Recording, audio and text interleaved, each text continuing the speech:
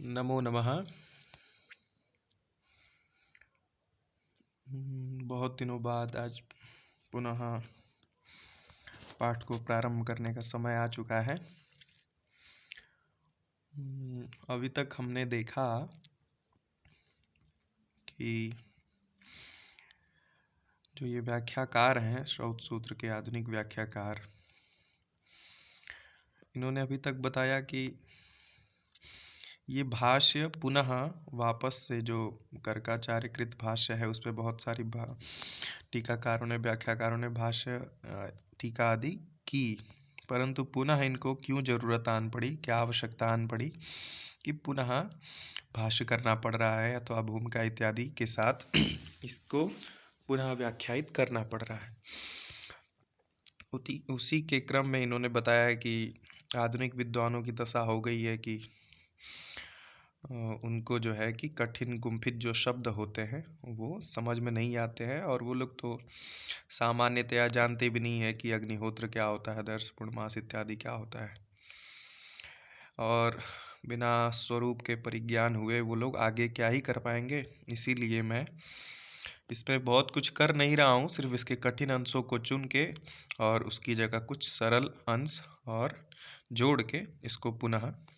संग्रहित करने की कोशिश कर रहा हूँ, और जिससे कि बिना परिश्रम के ही लोगों को ये क्या हो, समझ में आने लगे। ऐसा अभी तक इन्होंने कहा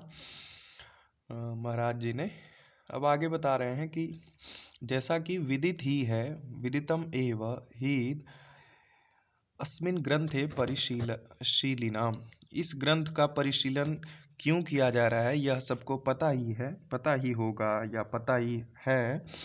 कि यत इमानि सूत्राणि अति कठिनानि गंभीरम भाव अंतर्भावयन्ति मीमांसा न्याय बहुलानि इति, कि ये जो श्रौत सूत्र है ये क्या है, अति सूत्रों के अति जो है कि गुम्फन में गुम्फित है, यानी कि गंभीरता से ये जो क्या है बंधा हुआ है पूरा, और उसमें इसके बहुत सारे भाव क्या है, अंतर्भावित है, यानी कि छिपे हुए हैं। और उसमें भी समस्या ये है कि मीमांसा न्याय बहुलानी, सामान्यतया सिर्फ वैयाकरण की भाषा में पढ़ा गया कहा गया हो तो व्यक्ति विच्छेद इत्यादि करके समझ भी ले, किंतु इसका जो भावार्थ है पूर्णतया जो समझना है वो किससे है बधा हुआ है, वो मीमांसा और न्यायों की बहुलता होने की वजह से सामान्यतया इसको नहीं समझा जा सकता है, ऐसा कहने का वो कर रहे हैं प्रयास। फिर आगे कह रहे हैं कि अतएव इसीलिए बहुभिर्व्याख्यातान अपि बहुत्रान आविष्कृत आत्मभावान अन्येव अद्यावधि वर्तन्ते, इसीलिए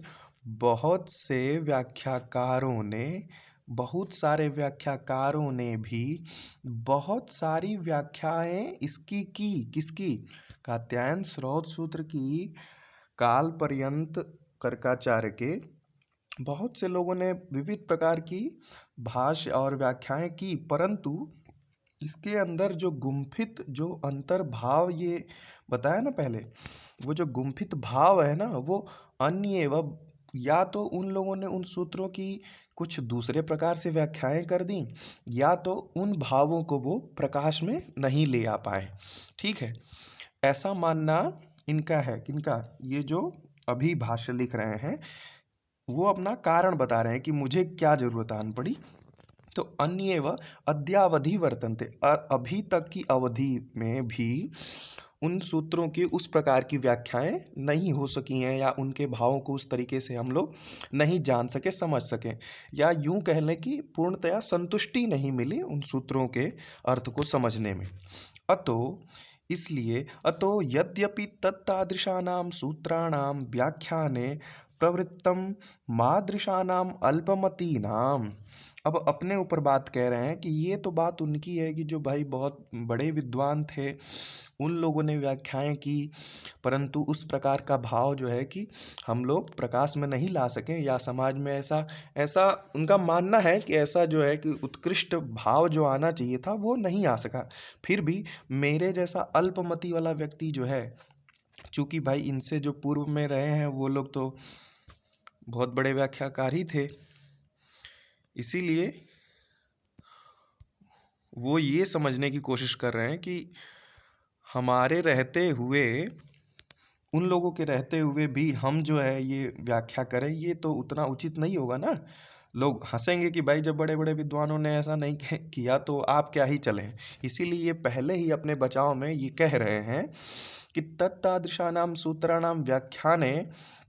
प्रवृत्तम मादृशानाम, मेरी तरह अल्पमति वाला व्यक्ति क्या ही कर सकता है। तो उसी में ये रघुवंश का, ये कालिदास कृत रघुवंश का ये श्लोक दे रहे हैं प्रथम सर्ग की, कह रहे हैं कि मंदः कवि यशः प्रार्थी गमिष्यामुपहास्यताम प्राण सुलभ्ये फले लोभात उद्वाहुरिव वामन वामनः। अर्थात मंदः कवि यशः प्रार्थी, ये सेम बात, इसी तरीके की बात कालिदास ने भी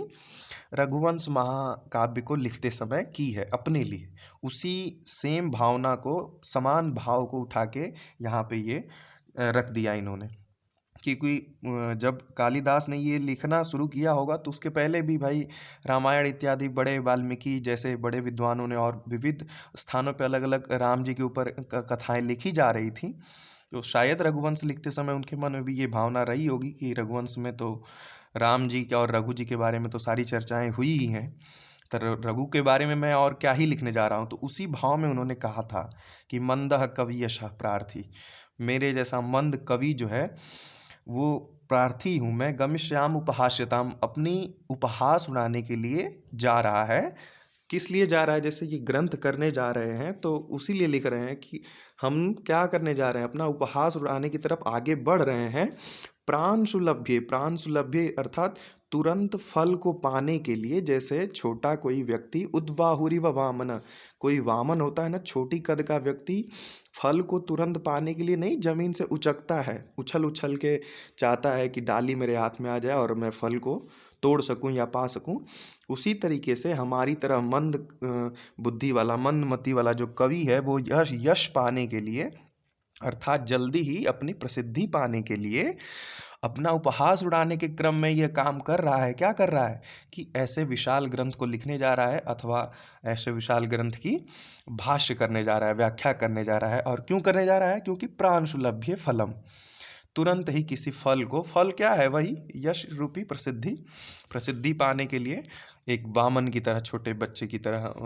उछल उछल के प्रयास करता है उसको पाने के लिए। वही भावना यहाँ पे ये जो भाष्यकार हैं इन्होंने कही है। अब आगे क्या कहते हैं? आगे कह रहे हैं इति न्यायेन, क्या कह रहे हैं? इति न्यायेन, इसको न्याय मानते हुए, इति न्यायेन साहसिकताम एव उत्पादयति, यह न्याय क्या, मुझे क्या करता है? साहस उत्पन्न करता है। ये देखिए, इसी तरीके से दूसरे के कंधे पे चढ़ के, या यूं कहिए सकारात्मकता में मैं कह रहा हूं, जो भी कह रहा हूं कि जैसे हम कोई भी बड़ा काम करने जाते हैं तो अपने किसी बड़े या इतिहास में घटी किसी घटना का ही रेफरेंस देके, संदर्भ लेके उस चीज को समझने की या लोगों को समझाने की कोशिश करते हैं, प्रयास करते हैं। एकदम ये वही भाव है। ये इति न्यायेन साहसिकताम मेव उत्पादयति, इस न्याय से मुझे क्या होता है? साहस मिलता है, साहस मेरी बढ़ती है और साहस का उत्पादन होता है मेरे अंदर। ये ऐसा बता रहे हैं ये। तथापि यद यद अधिगतम अस्मत्तात्पादेभ्यो अखिल विद्या पारदृशेभ्यो मूर्ताभ्यः एव श्रौत विद्याभ्यो अस्मद्गुरुचरणेभ्यः तदेव च अत्र पुनरनुसंहितं दाढ्यार्थम। अब देखिए, यहाँ ने इन्होंने बहुत बड़ी बात कह दी। क्या कह दिया? कि तथापि फिर भी मैंने जो क्या किया, पढ़ा है, यत अधिगतम अस्मत् तातपादेभ्यः, अपने किससे, तातपाद से, दादा से जो मैंने पढ़ा है अस्मत्तादपादेभ्यो अखिल विद्या पारदृशेभ्य, उनके लिए क्या दे रहे हैं, विशेषण दे रहे हैं कि जो कैसे थे, अखिल विद्या सभी विद्याओं के, पारदृशेभ्य पार सदृश सभी विद्याओं को पार करने वाले, पार पाने वाले, लगभग सभी विद्याओं में गहन अध्ययन रखने वाले, मूर्ताभ्य मूर्ति के समान, मूर्ताभ्य सभी विद्याओं में पारंगत थे, मूर्ति वजह से वेद मूर्ति और विविध प्रकार के कहा जाता है ना, उसी तरीके से कि भाई ऐसे एकदम कट्टर विद्वान टाइप के, ऐसे विद्वान व्यक्ति जो थे, इव श्रौत विद्याभ्यो अस्मद् गुरु चरणेभ्यः, वही इनके क्या हैं, गुरु हैं, किसके, श्रौत विद्याभ्यो, श्रौत इत्यादि की जो ये विद्या उन्होंने पढ़ी, वो किससे पढ़ी, अस्मद् गुरु चरणेभ्यः, वही इनके श्रौत विद्या इत्यादि के क्या हैं, गुरु हैं, गुरु चरणेभ्यः तदेव, जो उन्होंने उनसे पढ़ा है, किनसे, ये जो भाष्यकार हैं, इन्होंने जो अपने तात्पादेभ्यो अखिल विद्या पारदृशेभ्यो मूर्त्याभ्यः, जो इनके दादा इत्यादि थे, इन्हों से, उन लोगों से जो इन्होंने पढ़ा, उसी को क्या करने के लिए, पुनरनुसंहितम, उसी को पुनः व्यवस्थित करने के लिए, अनुसंहित करने के लिए, दृढ़ करने के लिए, यानी कि एक हिसाब से समझिए कि स्वाध्यायोध्येतव्य जो सूत्र कहता है, उसी हिसाब से कि स्वाध्याय करके और फिर इसको क्या और दृढ़ करते रहें। स्वाध्यायोध्येतव्य का सामान्य अर्थ लेते हुए कि सामान्यतया मैं इसको पुनः इसीलिए कह रहा हूँ, लिख रहा हूँ, लिखने की कोशिश कर रहा हूँ कि जो मैंने उनको पढ़ा वो और दृढ़ हो, मजबूत हो, क्योंकि प्रमाणित होगा ना, जब आप लिखेंगे और लोग पढ़ेंगे तो इस पे कुछ तो पता चलेगा ना कि भाई आप क्या पढ़े हैं, तो इसीलिए दृढ़ीकरणार्थम दाढ़्यार्थम ये कहना चाह रहे हैं। फिर आगे कह रहा है तेन च, और फिर एक तो ये उद्देश्य हो गया, और दूसरा उद्देश्य क्या है, तेन च यदि कश्चन उपकारलेशम अपि एतद् विद्याम अधिजिगमिषूणाम कल्पेत, इस विद्या को उनके लिए ये अच्छा होगा, किनके लिए, तेन च यदि कश्चन उपकारलेशो, उनके लिए और भी उपकार होगा, क्या, किसके लिए, जो अधिजिगमिषूणाम कल्पेत, जो पढ़ने वाले हैं ना, जो इसको श्रौत विद्या को पढ़ने वाले लोग हैं, और भी अच्छा होगा जब ऐसे लोग इसको क्या करेंगे, पढ़ेंगे और जानेंगे, तदा एतावत, तब जो क्या है, तदा एतावता, तब मेरा अभी तक का किया गया, काल का किया गया, यन्मया अत परिश्रांतम तत्साफल्यम अधिगच्छेत इति, उसको मैं क्या मानूंगा, सफल मानूंगा, कब मानूंगा, जब जो अधिजिगमिषूणाम, जो श्रौत सूत्र इत्यादि को पढ़ने वाले लोग हैं, और उनका उपकार यही होगा कि वो इसको क्या करें, पढ़ें और इसमें मंथन करें, चिंतन मन इत्यादि जो करें,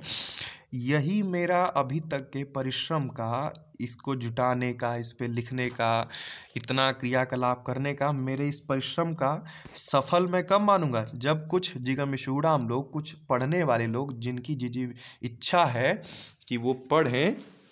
ऐसे लोग जब इसको पढ़ेंगे तो ये क्या होगा, दृढ़ होगा, और मुझे लगेगा कि मत्वैव एतत् प्रकाशनार्थम उद्यतो हम, इसीलिए मैं इसके प्रकाशन के लिए क्या हुआ हूँ, उद्यत हुआ हूँ, यही मेरा उद्देश्य है। विशेष प्रकार से ये दो वाक्यों में, दो बातों में यही बताना चाहें कि पहले तो मैं अपने अस्मद तात्पाद से जो मैंने पढ़ा है, अपने दादा इत्यादि से जो श्रौत इत्यादि की विद्या, जो कि वही मेरे गुरुजी भी रहे हैं, और उसी को मैं पुनरनुसंहित करने के लिए, यानी कि पुनः उसको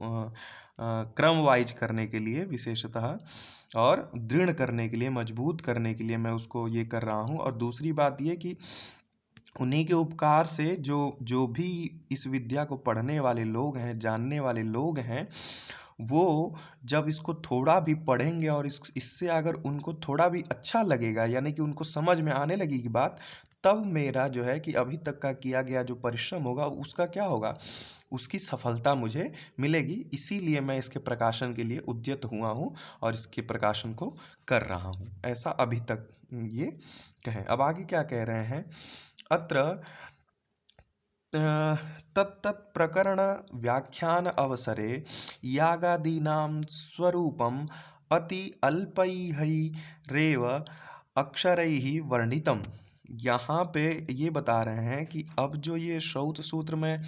लिख रहा हूँ ना, तो अलग अलग प्रकरणों के बारे में यहाँ पे हमने कहा है। जिस भी प्रकरण के बारे में, व्याख्या के बारे में हमने कहा है, जैसे अगर किसी यज्ञ विशेष की चर्चा कर रहे हैं तो उस प्रकरण, उस यज्ञ की चर्चा करते हुए यागादीनाम, उन यागों का स्वरूपम अति अल्पैरेव अक्षरैः वर्णितम, उन यागों का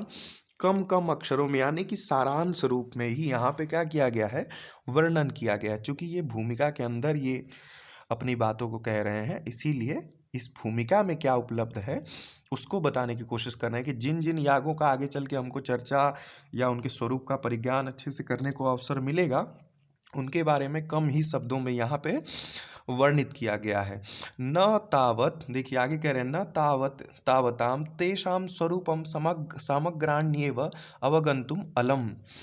वह जो अभी मैंने यहाँ भूमिका में बताया है कम अक्षरों में, वह उनके समग्र स्वरूप को जानने के लिए अलम नहीं है, यानी कि पूर्ण नहीं है, पूरा नहीं है। तो ये यहाँ पे पहले ही इस बात का डिक्लेरेशन कर दे रहे हैं, भाई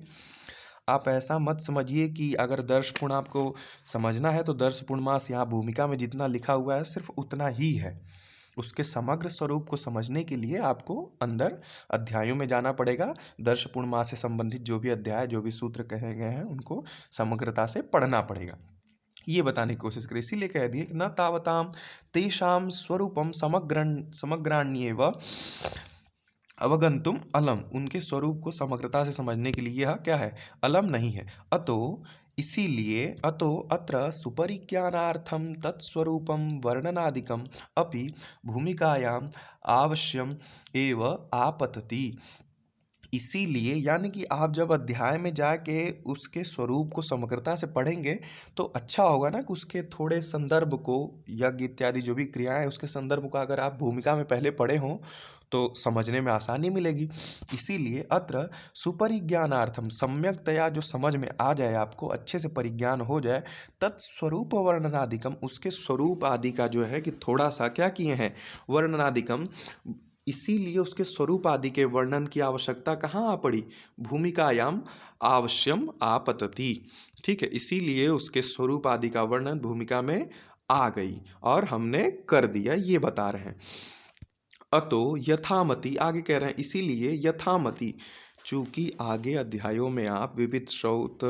यागों को, क्रियाओं को पढ़ेंगे तो उनके स्वरूपों का वर्णन सामान्यतया कम अक्षरों में यहाँ भूमिका में कर दिया गया है। और उसकी आवश्यकता इसलिए आन पड़ी क्योंकि आगे आप उनके स्वरूप को अच्छे से सुपरिज्ञान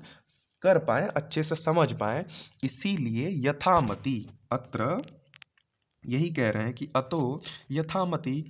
सूत्र पद्धत्यानुसारेण, सूत्र और पद्धति के अनुसार, पहले सूत्र की व्याख्या जो बताएं और फिर पद्धति की, उनके अनुसार तेषां स्वरूपम वर्णिष्यते, उनके स्वरूपों का क्या किया, वर्णन किया। इसीलिए उनके स्वरूप का क्या किया, वर्णन किया। इसीलिए अतो अत्र सुपरिज्ञानार्थम तत्स्वरूप वर्णादिकम अपि भूमिकायाम अवश्यम आपतति। ठीक है, अतो यथामति, इसीलिए यथामति, जितनी मेरी बुद्धि में समझ में आई, जितना मुझे समझ में आया, जितना भी अच्छे से मैं उसको व्याख्या कर सकता हूँ सूत्र पद्धति के अनुसार, तेषां स्वरूपम उपवर्णयिष्यते, उनके स्वरूप का हमने क्या किया, वर्णन किया। तत्र यस्तावद एषां सर्वेषां, और जो भी इन सभी का, सर्वेषां कर्मकलापा नाम वेद को, और इन सभी कर्मकलापों का जो वेदक है जिससे हम इसको जानते हैं, उस ग्रंथ राशि को किस नाम से जानते हैं, वेद पदाभिधेय, वेद पदा विधेय। जैसे श्रौत इत्यादि जो क्रियाएं कही जा रही हैं, इन सभी का मूल रूप क्या है, अगर इन सभी को समग्रता समग्रता तो अलग अलग अगर आप समझते हैं तो ठीक है, लेकिन अगर मूल रूप में इन सभी को कहना हो तो आप क्या कहते हैं, उसी ग्रंथ राशि को तो वेद कहते हैं ना। वेद पदाभिधेय तत्र यस्तावद् येषां सर्वासाम, इन सभी कर्मकलापानां वेद को, इन सभी कर्मकलापों को जो वेदक है, ज्ञापक है, बोध कराने वाला है, उस ग्रंथ राशि को जो हम वेद कहते हैं, वेद पदाभिधेयः, स कीदृशः, ये यहाँ क्वेश्चन मार्क कर रहे हैं कि भैया वह कैसा है। स कथम प्रमाणीभूत, स कथम प्रमाणीभूत, उसको हम प्रमाणित कैसे माने। और फिर स पुरुषकृतो नित्यो वा, वह पुरुषकृत है अथवा नित्य है। कियांस्तत्र,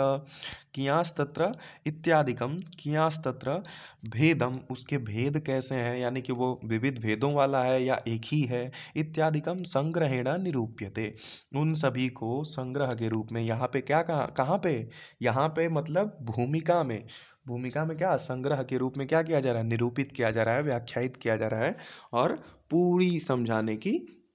कोशिश की जा रही है। किसको, जो ग्रंथ राशि वेद पदाभिधेय, वेद नाम से जिसको हम जानते हैं, वो वेद राशि कैसी है, पुरुषकृत है अथवा नित्य है, उसका प्रमाण क्या है, उसके कितने भेद हैं, इन सभी को समझने के लिए हमने क्या किया है, संग्रहेण निरूप्यते, संग्रह के रूप में यहाँ पे निरूपित करने की हम कोशिश कर रहे हैं, यही बताने का प्रयास